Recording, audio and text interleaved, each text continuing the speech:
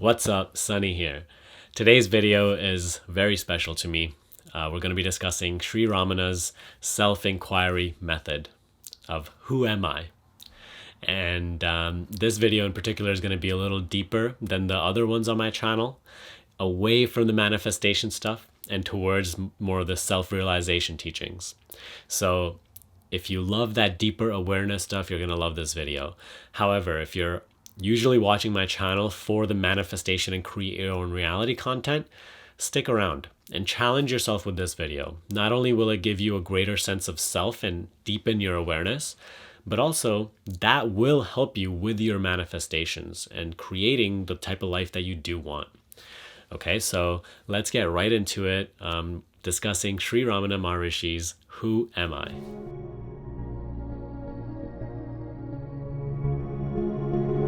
So I got the book right here, and I've been practicing the method for a couple of weeks now. I came across this method right about when I was about to go on my meditation retreat.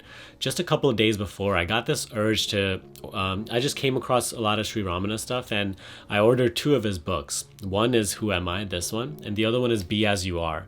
And during my meditation retreat, those are the 2 books that I was reading. And while I was reading those 2 books, I came across the self-inquiry method. Let me explain to you what the self-inquiry method is, how it leads to the realization of self, and I'll explain the Sri Ramana's explanation behind the method and why it's so effective and why it's the direct path to self-realization. So the self-inquiry method urges you to ask the question, who am I? It is a question that you have to address inward. It is not something you ask other people. It's something that you ask within. Who am I? And focus on that sense of I. When you say I, right? What is that sensation? What is that feeling that you get? When you say I am Sunny, or you say I am going to the supermarket, before being Sunny or before going to the supermarket, you say I. What is that sense of I? What is that sensation that you feel? Focus on that I. And ask yourself, who is that I? Who am I? And you simply just hold that sensation for as long as possible. And what you'll notice is that when you're really focused on that sense of I, there are no thoughts.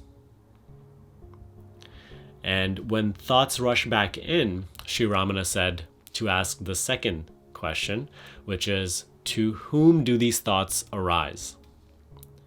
And as soon as you ask yourself that, you're usually like, they arise to me. So who am I? And then divert right back to that sense of I, and hold that sense of I for as long as you can, until thoughts come back in, and to whom do these thoughts arise? So the method of self-inquiry urges you to focus on the sense of I as much as possible. And Sri Ramana said that this eventually leads to the direct recognition of self.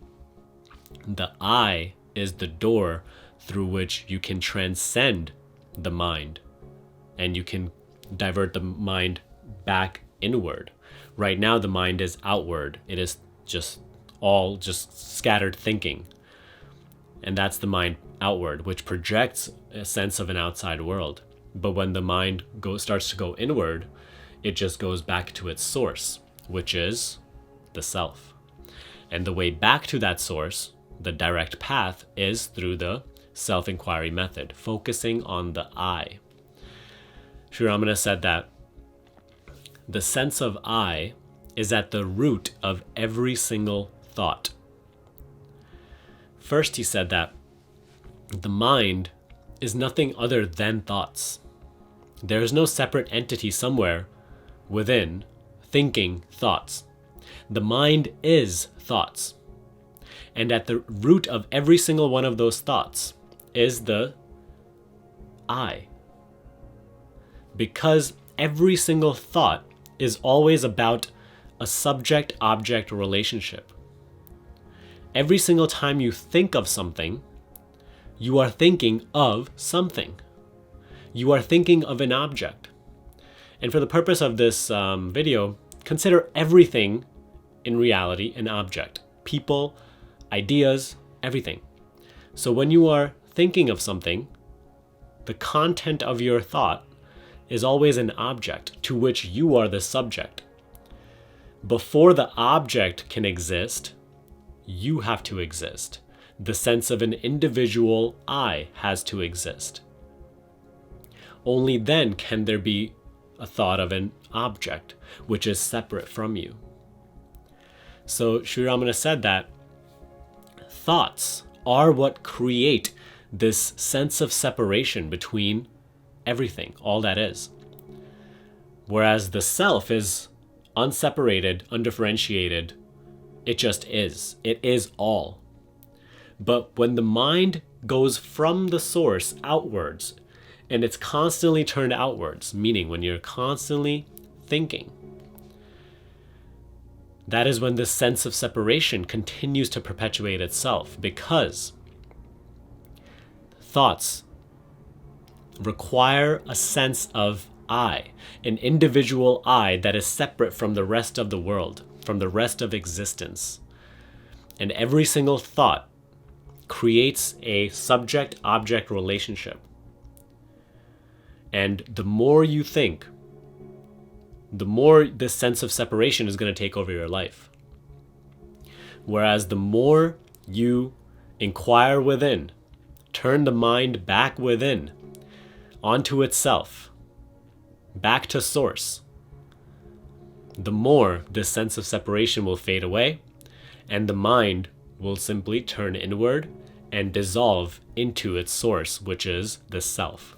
And that is the recognition of self, what people call enlightenment, self-realization. Sri Ramana said that this sense of I, this sense of an individual separated entity that you believe yourself to be, what we call the ego, the sense of I is a complete illusion. It is a projection within the self. It has no actual substance. It actually has no existence of its own. It's an entire illusion. And this illusion will continue to remain an illusion and continue to control your entire life if it goes unquestioned. So this illusion remains because you do not question it. But once you begin to question it through inquiring within, who am I? Who is that I? When I say that I, when I feel that sense of I, what actually is that? Who is that? Sri Ramana says that the more you will inquire within, the more you will realize that this I does not exist. And so I've been experimenting a lot with this. I've been doing this method a lot. And obviously I've just recently started doing it. So I'm excited to kind of share the experience with you as I go on with my journey. But it's so true, you know, like when we say I and we refer to ourselves, right? Like I'm Sunny, and you like create this sort of like an internal ego that you think of yourself as. It's like, where is that? You know, who even is that? Where is its reality? It has no existence. And the more you do this method and the more you focus on that sense of I, the more you begin to create this separation between that just clear awareness and the thoughts that arise within it. And the sense of thoughts, I mean, the actual thoughts, right, that arise are what creates this sense of I, are what creates this ongoing belief in an identity that is not the self. And so I'm experientially feeling this more and more, where I constantly create this separation. And I'm just, you know, really doubling down on feeling the I, just focusing on the I. Every single time I kind of get frustrated throughout the day, or like, you know, like maybe it's a busy day, I'm just like, oh my God, I'm not focusing on the I. I'm too much into thoughts. My mind is too gone outwards. So Sri Ramana said that when the mind is turned inward and it's within source, right? That's when it feels true happiness, because the nature of self is happiness. Whereas when the mind is turned outwards, when there's constant thought activity, when it's constantly chasing in the external world, that is actually when there is a sense of the external world. The mind turned outwards is what creates the sense of external world. And that is what keeps you going away from your natural happiness. And so the happiness that you truly desire is actually who you are as self. But to get glimpses of this happiness, when the mind is turned outwards, it constantly chases that happiness within external things.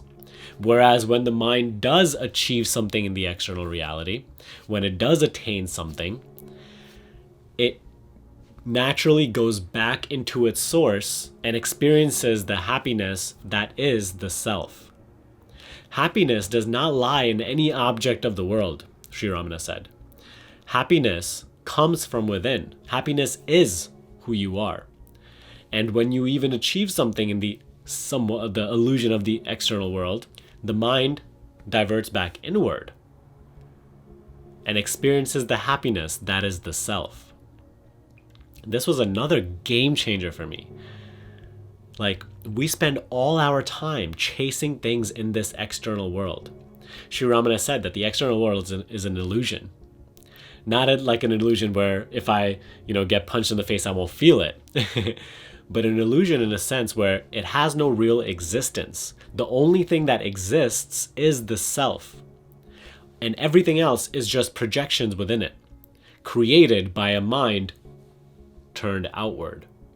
And the only way to experience true happiness, and the only way for you to realize the self and realize that the world is an illusion, Sri Ramana said, you have to turn the mind inward. How? By asking the question, who am I? Questioning the existence of the I sense, which lies at the root of every single thought. And what are thoughts? They are the mind. Each single thought is what comprises the mind. So all you have to start doing is asking yourself, who am I? And really just focusing on that inward sense of I and holding that for as much as possible, consciously, attentively, intentfully focusing on the I. The more your focus goes from external world to the sense of I, the more the mind is going inward and will start to experience the nature of the self. The more it will start to dissolve within the self itself. The self starts to pull the mind backwards, Sri Ramana said, the more you do this. And so the last challenge I want to share with you regarding this principle is when I came across this teaching, this really, focusing on the I and really holding that sense throughout the day is difficult when you're in these worldly affairs, when you're trying to do better in your business or you're chasing your goals. And so it really made me think, I'm doing so much and taking so much action, chasing happiness, which I didn't know before, chasing happiness and all these things that I'm doing, whereas the real happiness is within. And so when I came from my meditation retreat, when I came back home, I really went through a phase where I was like, I have no idea what to do. I have no idea what to focus on. If true happiness lies within, and the way to realize the self is to let go of focus on external things and focus on the I itself, what do I even do? What do I even do now? What goal do I go for? So I was going through this phase where I really didn't know what to focus on, really didn't know, anything. And I'm still kind of sort of going through that phase. Whereas I'm now trying to find my balance between maintaining this awareness of I while doing things in the external world, obviously, but doing things only through my calling. Rather than chasing external goals because I think that that's where happiness lies, just doing only those things that are coming from my calling. And recently I came across this quote that said, your calling is something that you live from. It is not something that you move towards. And that really like connected with me because that showed me that, calling is something that you live through moment by moment. It is that clear, transparent you, which is manifesting the vision into like its own version of basically the vision, the self is manifesting itself through you. And you are this clear mirror that allows the infinite intelligence to just flow through you and manifest whatever it is trying to manifest, whatever your unique expression is. So the less mind that there is distorting that process, the better.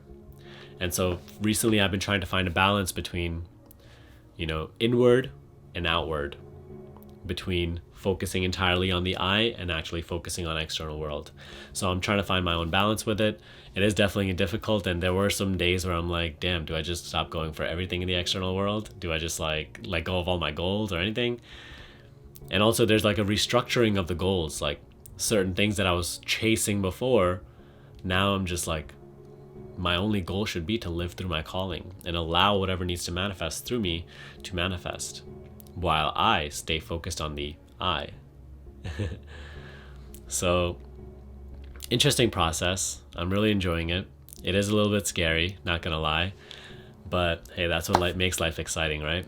But I'm living more through inspiration now. I'm even more eager to deepen my awareness, and also on the other hand to manifest more of my own calling, and just really just dissolve this I more and more. And I'm just enjoying the process. But that is all I have for this video. I hope you enjoyed it. I know it's a little deeper. If you're hanging on right now, you're definitely one of like the core personal mastery quest people who really like love the awareness stuff, and I really commend you for that, because all in all, at least in my opinion, this is way more important. When you can try to find excitement with the mind going inward, and you really like that resonates with you, that content resonates with you, you're on the right path. And that is where your true happiness lies. That is what is ultimately more important than a lot of this worldly stuff. Creating your own reality and everything, like that's amazing. That empowerment is amazing. But ultimately, you have to go from strong ego to no ego. And these teachings are very powerful, and they are what ultimately reveal to you your true nature. Why live an entire life where you don't even know who you actually are, where you think you are this body and mind, and then you die? Why not, in this lifetime, actually realize your true nature? So let's continue this journey together. Let's continue this personal mastery quest. If you want more videos like this, and if you are one of the people that is watching this till the end, please let me know in the comment section below. I'd love to know who stays till the end and who's actually watching this. So have a great day. I will see you in the next video. Subscribe to this channel, okay? Thank you.